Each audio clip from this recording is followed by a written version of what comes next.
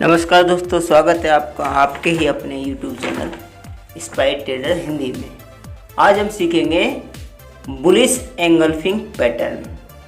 जैसा कि नाम से पता चल रहा है कि ये बुलिश यानी कि तेजी या बढ़त वाला पैटर्न है। बुलिश में हम शेयर को खरीद के और फिर प्रॉफिट हम बुक करते हैं।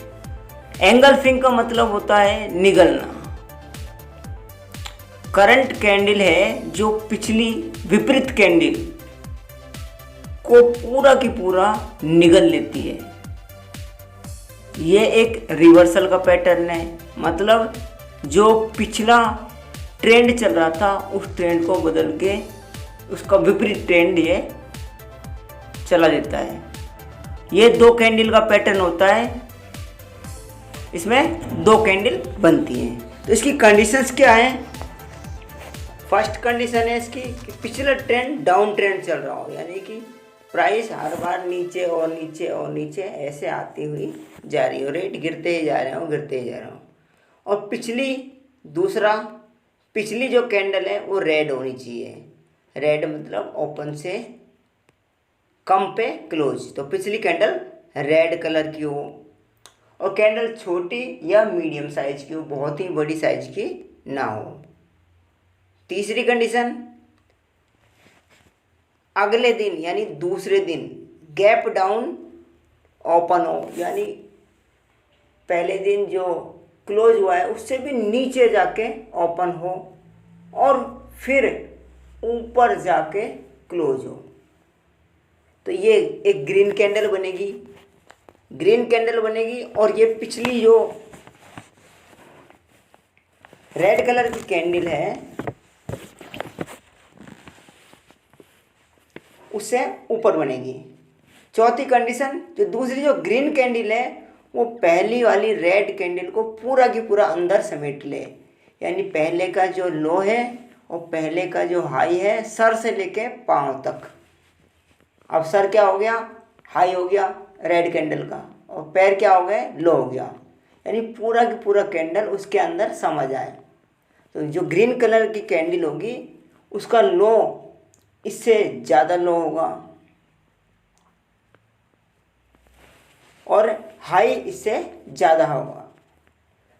तो ग्रीन कलर की कैंडल उस कैंडल को पूरा अपने अंदर समेट ले। अब नेक्स्ट है, अगर यही पूरी कैंडल के अंदर आए तो बढ़िया है, लेकिन अगर दूसरी कैंडल की बॉडी के अंदर ही अगर पूरी कैंडल आ जाए पहली वाली, तो वो बेस्ट सेटअप होता है। नेक्स्ट कंडीशन है कि जिस दिन ग्रीन कैंडल बने यानी दूसरे दिन अगर वॉल्यूम पिछले दिन के हाई से भी अच्छे हों यानी ज़्यादा हों तो वो बेस्ट ट्रेड होती है। अगर हमारी जितनी ज़्यादा कंडीशन मिलेंगी हमारी ट्रेड उतनी ही परफेक्ट होगी। अब इसका साइकोलॉजी हमने समझ लिया, तो अब सवाल आता है एंट्री एसएल, टारगेट और कितने टाइम के लिए वैलिड होगा। तो आइए इनको समझते हैं। सबसे पहले बात करते हैं एंट्री में हम तीन तरह की एंट्री ले सकते हैं। अब तीन तरह की क्यों है कि जैसे लोग ट्रेडर होंगे उनकी जो स्टाइल होगी, उनकी रिस्क लेने की जितनी क्षमता होगी, उसके हिसाब से तीन तरह की एंट्री होती हैं। पहला होता है अग्रेसिव ट्रेडर वो होता है, या तो वो उतावले कह सकते हैं उनको हम, वो तुरंत ट्रेड लेते हैं, या फिर वो होते हैं जो एक्सपर्ट होते हैं, उनको पता है कि नेक्स्ट डे मूव क्या होगा, तो उसको अगले दिन के मूव का आइडिया वो आज ही लगा लेते हैं। तो वो लोग, उनको कहते हैं हम अग्रेसिव का हिंदी में लगाएं तो हम जल्दबाजी, या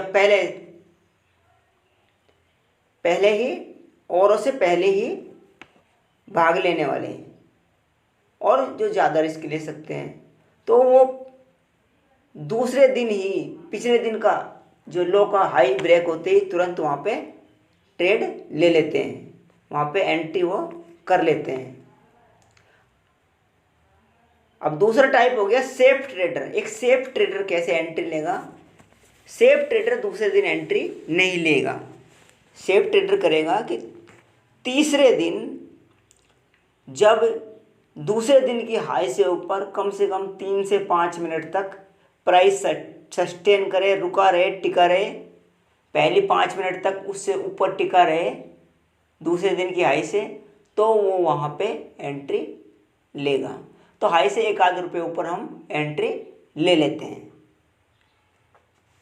जैसे कि माना कि कोई दूसरे दिन की जो कैंडल है, जो ग्रीन कैंडल है, उसका हाई है 100 रुपये और लो है 80 रुपये, तो हम 100 या 101 के आसपास हम एंट्री ले लेंगे। ये सेफ ट्रेडर की बात है और एंट्री होगी तीसरे दिन, दूसरे दिन नहीं। अब तीसरा जो एंट्री आती है वो है लॉजिकल एंट्री। पहला जो जल्दबाज थे, ज़्यादा रिस्क लेने वाले थे, दूसरा जो सेफ चलने वाले थे, बिल्कुल सेफ चलने वाले थे, और तीसरा होता है लॉजिकल, तर्कसंगत, जो कि लॉजिक के हिसाब से एंट्री बनती है। तो जो एंट्री बनती है लॉजिकल एंट्री, वो होगी दूसरे दिन का हाई और लो, उन दोनों को हम जोड़ेंगे और उसमें हम 2 का भाग दे देंगे।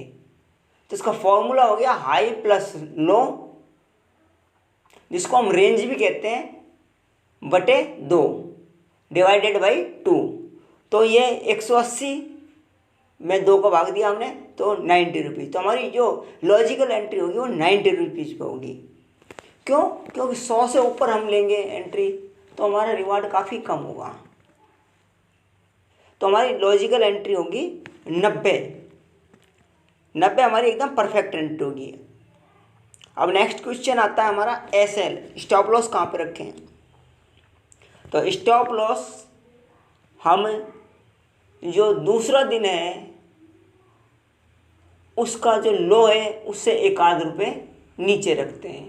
वैसे लॉजिक तो ये है इसका कि पहले और दूसरे दिन का जो लो है, जो सबसे ज़्यादा लोएस्ट लो है, उससे 1 आध रुपये नीचे। लेकिन मैं ये कहता हूँ कि जब दोनों दिन का लोएस्ट लो अगर बराबर हुआ तो फिर हमारा बुलिश एंगल्फिंग बना ही कहा।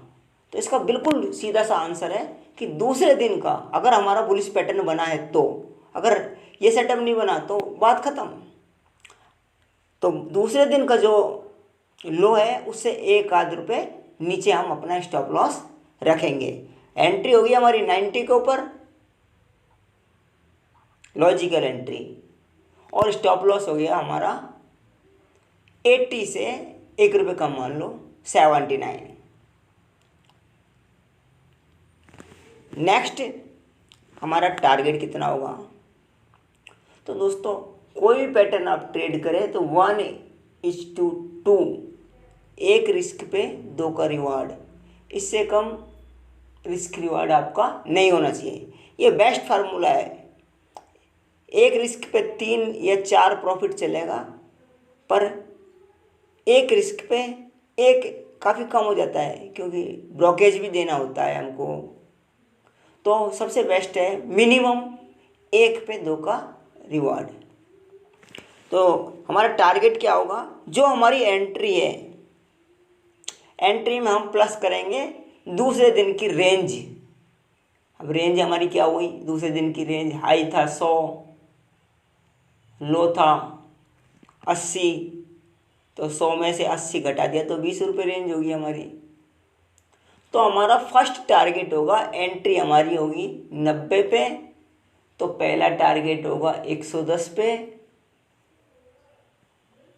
अब हम दूसरा टारगेट भी लगा सकते हैं। अगर हमारा पहला टारगेट आ जाता है तो हम 50% पोजीशन बुक करेंगे। मान लो 1000 शेयर खरीदे हमने किसी कंपनी के और हमारा पहला टारगेट आ गया, तो हम 500 शेयर कम से कम बेच देंगे उसमें से, और जो बचे हुए 500 है उनका स्टॉप लॉस हम कितना रखेंगे?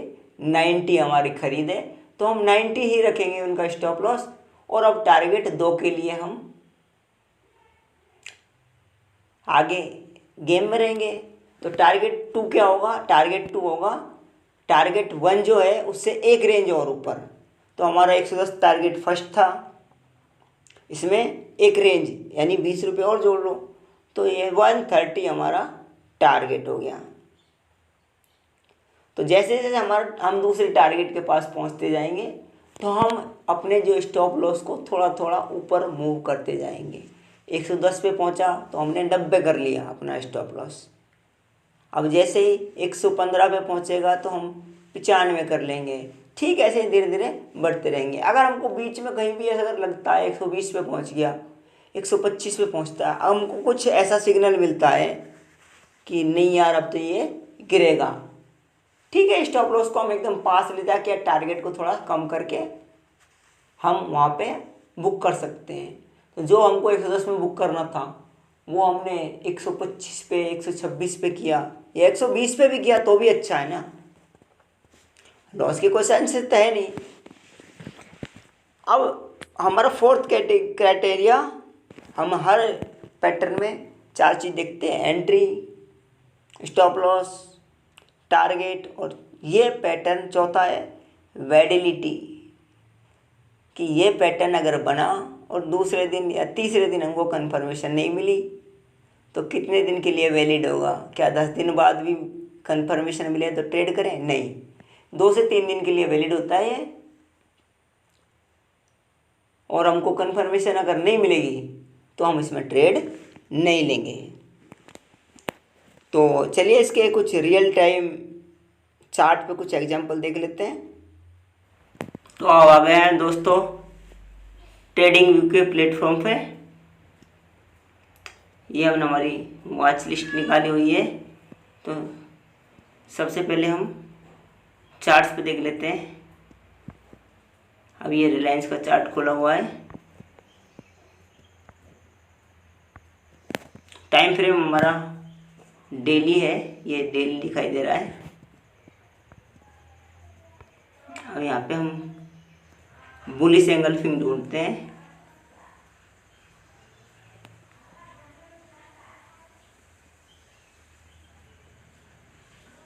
ये एक बुलिश एंगल्फिंग का एग्जांपल मिला है।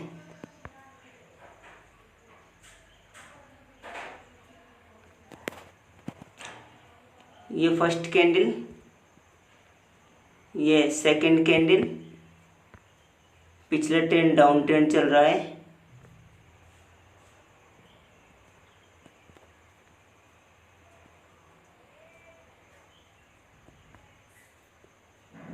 इसके नीचे हमारा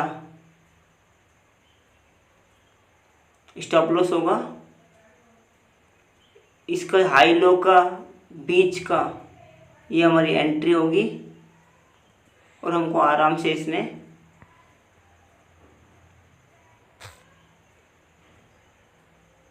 ये देखिए यहाँ तक बड़े ही आराम से हमको अपना टारगेट इसने दे दिया है।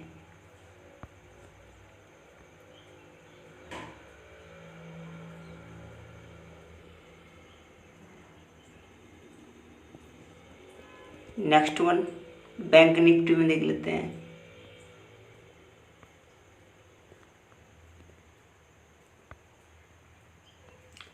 ये बैंक निफ्टी में फर्स्ट कैंडल रेड, पिछला trend down trend,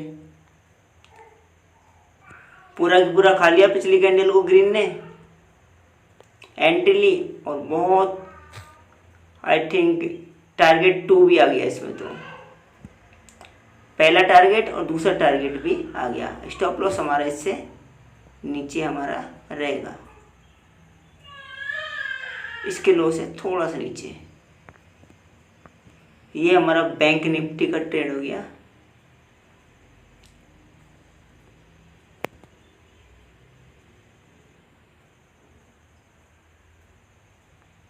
Bajaj finance,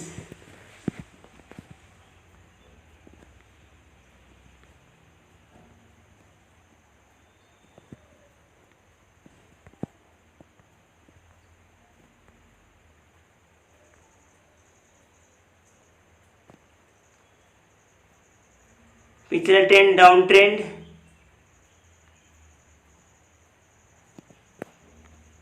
first candle red, दूसरी ग्रीन, दूसरी ने पहले को पूरा खा लिया।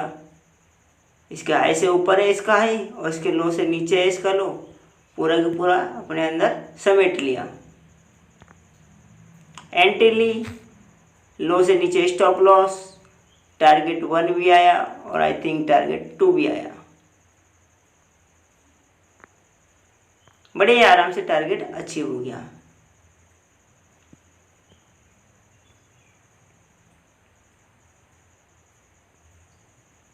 आईटीसी में देखते हैं कुछ है क्या।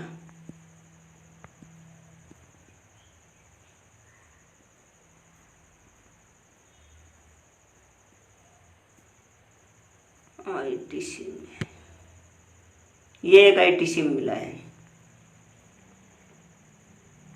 अब आप कहोगे तो बिल्कुल बराबर जैसा लग रहा है, नहीं। अब आप ऊपर देखिए, मैं इसको हाईलाइट करता हूँ कर्सर को, तो इसका लो है 158